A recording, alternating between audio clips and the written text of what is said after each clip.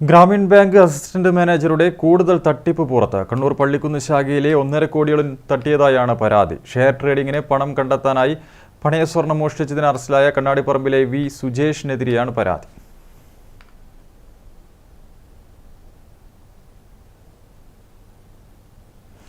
മനോജ് ചേരുന്നുണ്ട് വിവരങ്ങളുമായി.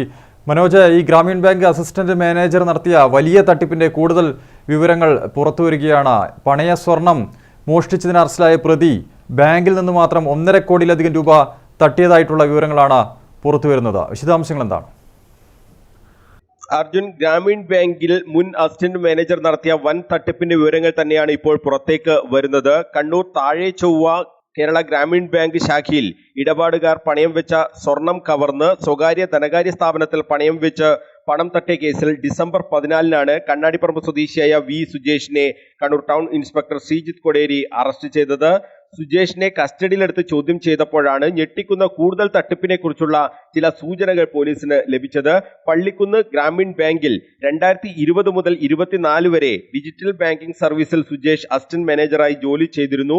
ഈ കാലയളവിൽ ബാങ്കിന്റെ കോർ ബാങ്കിംഗ് സൊല്യൂഷൻ സോഫ്റ്റ്വെയറിൽ വ്യാജമായി ഫയലുകൾ ഉണ്ടാക്കി 1,46,31,733 രൂപ തട്ടിയെടുത്തു എന്നാണ് പരാതി. തട്ടിപ്പ് നടത്തിയ പണം ഭാര്യയുടെയും അമ്മയുടെയും അക്കൗണ്ടുകളിലേക്കാണ് സുജേഷ് മാറ്റിയത്. ഈ പള്ളിക്കുന്ന് ബാങ്കിന്റെ digital banking service senior manager M നന്ദകുമാറാണ് ടൗൺ പോലീസിൽ ഇത് സംബന്ധിച്ചുള്ള പരാതി നൽകിയിട്ടുള്ളത്. സർക്കാരിൽ നിന്നുള്ള വിവിധ ധനസഹായ വിതരണത്തിനുള്ള പണം ഗ്രാമീൺ ബാങ്ക് അക്കൗണ്ടിലേക്കാണ് എത്താറുള്ളത്. തൊഴിലില്ലായ്മ വേതനം ഉൾപ്പെടെയുള്ള സഹായമാണ് ബാങ്ക് വഴി വിതരണം ചെയ്യുന്നത്. ഇതിന് സർക്കാർ നൽകുന്ന കമ്മീഷൻ തുകയാണ് ബാങ്കിനെ കബളിപ്പിച്ച് സുജേഷ് തട്ടിയെടുത്തത് എന്നാണ് പരാതിയിൽ പറയുന്നത്. അതിവിദഗ്ധമായ ഒരു തട്ടിപ്പായതിനാൽ ബാങ്കിന് ഇത് കണ്ടെത്താനായില്ല എന്നതാണ് യാഥാർത്ഥ്യം.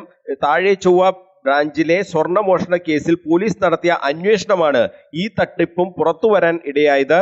ടൗൺ ഇൻസ്പെക്ടർ ശ്രീജിത്ത് കൊടേരിയുടെ നേതൃത്വത്തിൽ ശാസ്ത്രീയമായ അന്വേഷണമാണ് ഈ കേസിൽ നടന്നത്. പ്രതിയെ ചോദ്യം ചെയ്തപ്പോൾ ഈ തട്ടിപ്പ് നടത്തിയ പണം മുഴുവൻ പോയത് ഷെയർ ട്രേഡിംഗിലേക്കാണെന്ന് പോലീസ് മനസ്സിലാക്കി.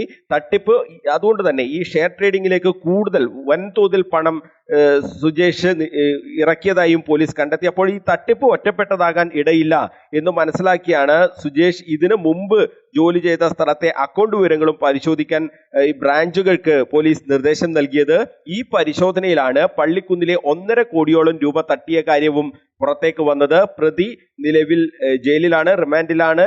പള്ളിക്കുന്നിലെ തട്ടിപ്പിൽ കോടതിയുടെ അനുമതിയോടെ പ്രതിയെ ഉടൻ അറസ്റ്റ് ചെയ്യുമെന്നാണ് ഇപ്പോൾ പോലീസ് വ്യക്തമാക്കുന്നത്. ഇതിന് കോടതിയിൽ അപേക്ഷ സമർപ്പിക്കും.